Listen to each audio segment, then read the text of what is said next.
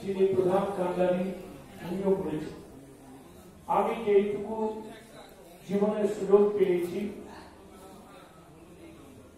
আগামী বছর 100 বছর পুরী ভারত সেবাশ্রমের সঙ্গে যখন সম্পূর্ণ হবে, যেতে পারবো কিনা জানি না, কিন্তু এবছরও আমি পুরীতে গিয়েছিলাম পুজো দিতে।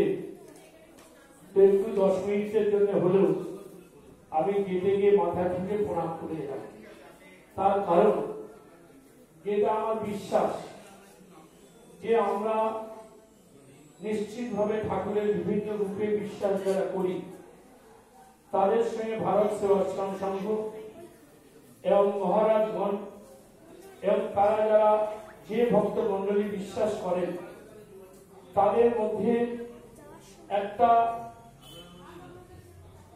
মন্দিরের পূজারীর যে একটা বেশি বিষয়টা আমি উপলব্ধি করি, কোথাও আমার ভুলও হতে পারে, আমি যা উপলব্ধি করি জীবনে সেটা সবটা ঠিক হতে পারে এটা তো নয়, যে তারা শুধু ঈশ্বর অথবা ঈশ্বররূপী মূর্তি, তার পূজার মধ্যে শুধু সীমাবদ্ধ থাকেন না।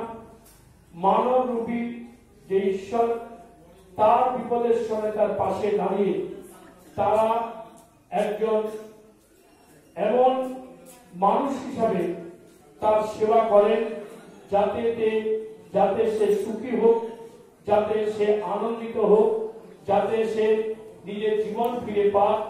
এটাই ভারত সেবাশ্রম সঙ্গে একটা আলাদা বৈশিষ্ট্য। এবং এর সঙ্গে যারা যেভাবে যুক্ত, কেউ তার সঙ্গে থেকে ইনভলভ হয়ে কাজ করেন, কেউ সহযোগিতা করেন, কেউ পরামর্শ দেন, বিভিন্ন ভাবে সকল মানুষকে আমার প্রণাম, আমার শ্রদ্ধা। আজও ভারতবর্ষের মাটিতে এবং ভারতবর্ষের বাইরে যখন যখন কোন বিপজ্জনক ন্যাশনাল ক্যালামিটি অথবা ডিজাস্টার হয়, যে অর্গানাইজেশনের কথা মানুষের মুখে প্রথম চলে আসে, সেই অন্যতম অর্গানাইজেশনের নাম ভারত সেবাশ্রম সংঘ। যে ভারত সেবাশ্রমের সঙ্গে মানুষ ওখানে নিশ্চিত পৌঁছে গেছে। এই শক্তি ঈশ্বর জুগিয়েছে। মহারাজ আজকে এসছেন। আমি কিছু কথা বলার ইচ্ছে থাকলেও মহারাজ যত বেশি বলবেন আপনারা তত বেশি সমৃদ্ধ হবেন।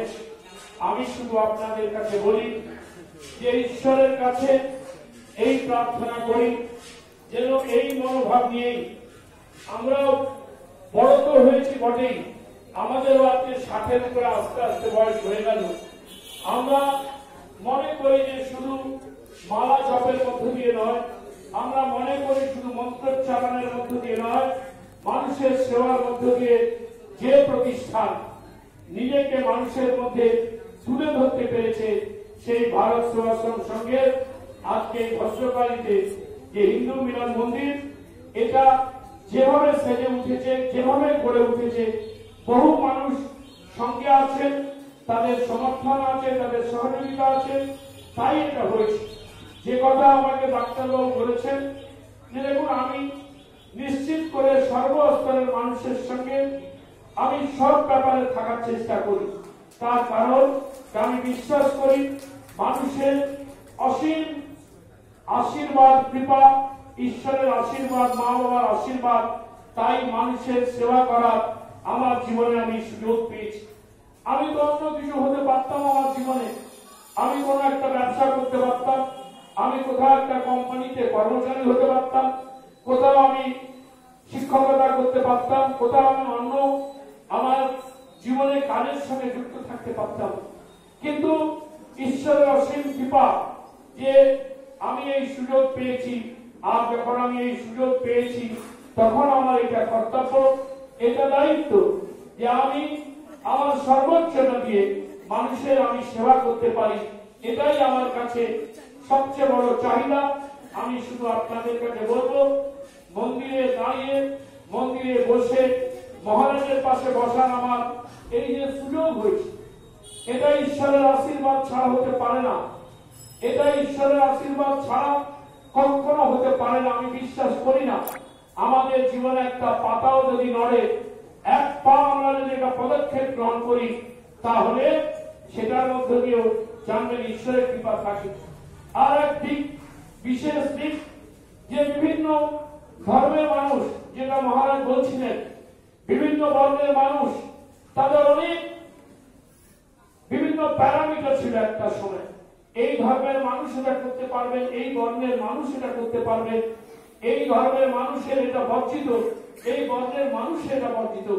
কিন্তু একটা জায়গা তো ঠিক, যে মানুষের জীবন, সে যে ধর্মেরই হোক, যে বর্ণেরই হোক, যেমনি রক্তের রং অন্য হতে পারে না, প্রত্যেকের জীবনে একটাই বাণী, যতক্ষণ যে প্রাণ থাকবে জীবনে, যতক্ষণ তার দেহে প্রাণ থাকবে, সে জীবিত হবে, সে যে ধর্মের আর বর্ণের হোক।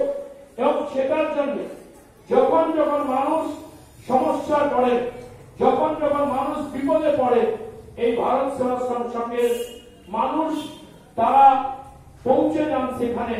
এবং একদিকে শুধু পূজা অর্চনা দিয়ে নয়, তারা শিক্ষিত করেন মানুষকে, যে সবাইকে তুমি আপন করো, কেউ তোমার কাছে আনটাচেবল নয়।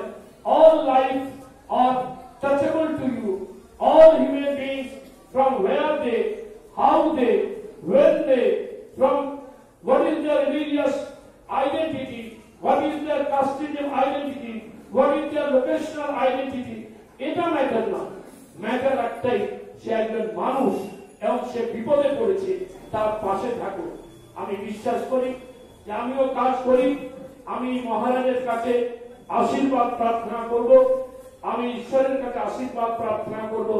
এবং আপনারাও সেই মানুষ যারা ঈশ্বরের কাছে, আপনারাও তাকে শ্রদ্ধা জানাতে এসছেন, মহারাজকে আপনারাও পুজো করতে এসছেন, আপনাদেরও আশীর্বাদ প্রার্থনা করব। যারা আমার বড় আছেন, যারা ছোট আছেন, তাদের কাছে পরামর্শ প্রার্থনা করব, যেন আমিও আমার জীবনে চলতে চলতে কোথাও আমার পা না পিছলে যায়, আমার জীবনে এমন কোনো কাজ না হয়